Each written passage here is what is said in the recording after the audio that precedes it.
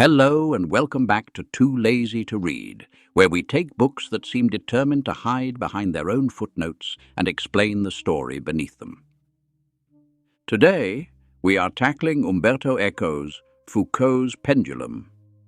Here is the whole premise before we go anywhere. Three intelligent men in Milan invent a vast conspiracy as a game.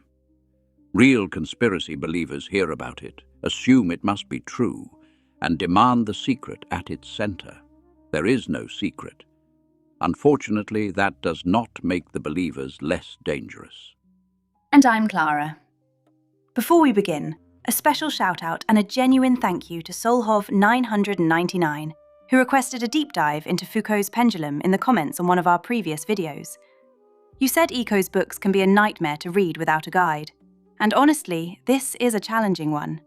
But we are absolutely up for it. We are. There will be spoilers throughout. If you want to experience Eco's maze first, pause here and get the book. If you want to know what these people invented and why it killed them, stay with us. So the title refers to Léon Foucault, a 19th century French physicist. His famous pendulum gives visible evidence that Earth is rotating beneath it. The pendulum is real. It follows physical law. Everything the characters build around it is interpretation. The symbol displayed on screen now is the tree of the Sephiroth. In Kabbalah, its 10 circles describe divine qualities or stages of manifestation. Eco uses their names to organize the novel, but we need not follow them one by one. We need 3 men, 1 false document, and a joke that refuses to remain a joke. Good. The diagram can tell us how Eco arranged the book. It does not have to become another mystery we must solve before meeting the cast. Quite right. So let us meet them. We begin in Milan around 1970. Casaubon, the narrator, is a student writing a thesis about the Knights Templar. The real Templars were a medieval military religious order formed during the Crusades. They became powerful, but in the early 14th century, King Philip IV of France had them arrested, and the order was suppressed. Their destruction left gaps in the record. Those gaps attracted legends claiming that some Templars escaped, preserved a secret organization, and continued influencing history. Casaubon studies these stories, but he does not believe every person with a cloak and an old family name is secretly a Templar.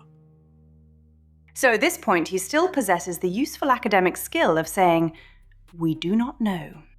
Yes, it will later suffer a prolonged absence.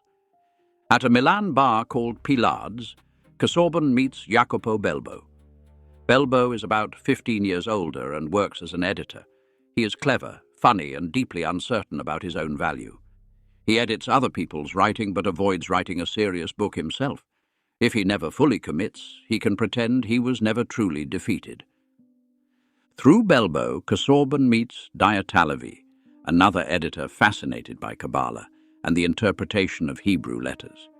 He imagines possible Jewish ancestry through an unknown grandfather, but this is unproven. His interest in Kabbalah is serious, even when he jokes about it. So the 3 men bring different things to the friendship. Casaubon knows Templar history. Diotallevi understands symbolic systems. Belbo knows how stories are assembled. At first, they use their knowledge to recognize nonsense. They even imagine a school of comparative irrelevance, offering Antarctic agriculture. It is harmless because everyone understands that clever connections need not be true. Then Colonel Ardenti walks into Belbo's publishing office carrying a manuscript. Ardenti is a former soldier and an enthusiastic conspiracy hunter. He claims the Templars were never truly destroyed. According to him, they divided into 6 secret groups and created a plan lasting 600 years. And does he possess an actual Templar document saying that? No, he does not. And this is where the confusion begins, so let us keep the pieces separate.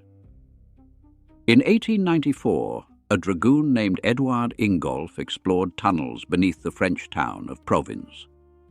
That visit was reported. Ardenti imagines the rest.